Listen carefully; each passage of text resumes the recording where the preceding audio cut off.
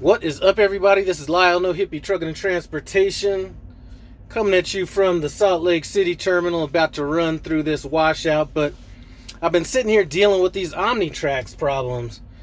Now, listen, Omnitracs, Qualcomm, whatever it is, Omnitracs by Qualcomm, this has been a piece of shit system since the day I got into this truck. And at some point, rather than blaming the company, Omnitracs, on the problems, at some point you got to put the blame on the people running the operating system, and that would be Prime. There's only but so many times that this should happen that you actually stick with an inferior product. You know what I'm saying? So I'd mentioned this in several videos. If you came out of the industries I came out of, banking, mortgages, stuff like that, there is no way that they are going to sit on this old ass technology and just deal with it. You know what I'm saying? So not only do you have issues with the navigation, you know what, that's fine. Who cares about that? Half the people out here try to pretend to be super truckers anyway, and the Atlas is their first thing to go to. Myself, I'm a firm believer in technology to some degree. So whatever. I'm not worried about the navigation part of it. But this whole thing where I'm trying to log in to start a pre-trip, and I was able to do that. Then I'd come around to the wash bay. I'm trying to get off driving status and go to off duty while I'm waiting in this line, and the thing is shut off. So this thing, just today alone, has shut off like 4 times, and each time it's shutting off like 2 or 3 times each. And the fact that we're still messing with this technology, I mean, I'm sure, you know what, people at companies have business agreements and personal connections and stuff like that, but I don't know what it's going to take for this company to move away from this system. They teased about it like they were about to do something like that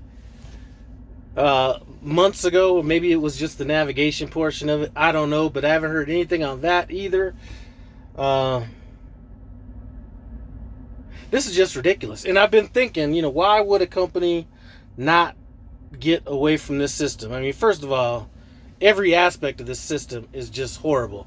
Even when it's working at its best, sometimes when you're trying to change your status or go from the navigation screen to the hours of service screen, it'll like blink and it just does all kinds of goofy stuff. But why wouldn't a company move from this? And I was thinking, you know what?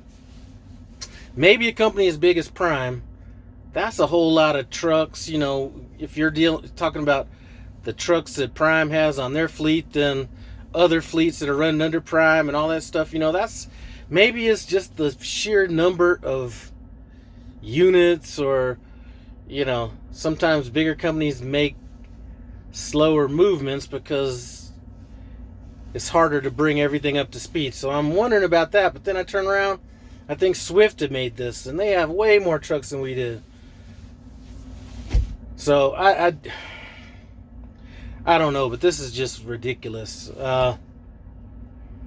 Definitely, like I said, I gotta go out of my way to find things I don't like about Prime, but I don't have to go any further than my front seat to see this thing as being a main reason why, or one of the main things that I don't like about Prime. And like I said, it's not a Prime. It's not Prime's or it's not Prime's. I guess what I'm saying is it's not Prime's. But we're allowing this shit to go on. Here it is. It just shut off again. So let's see if it'll stay on for long enough for me to change my status to off duty, because I've been sitting here probably 15 minutes now trying to wait for this thing to come back on.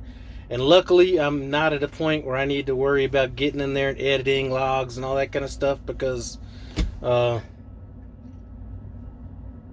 I just have like 2 more loads to do before I get home, and I'm just going to Missouri, then I'm going to head back to Denver. But anyway, this is a serious point of frustration right here. And listen, whoever makes decisions on this shit at Prime is not dealing with it on a day-to-day basis. I'm telling you. And if you're dealing with it from the navigation standpoint, when this stuff starts going crazy, it's just horrible. Anyway, enough of that rant.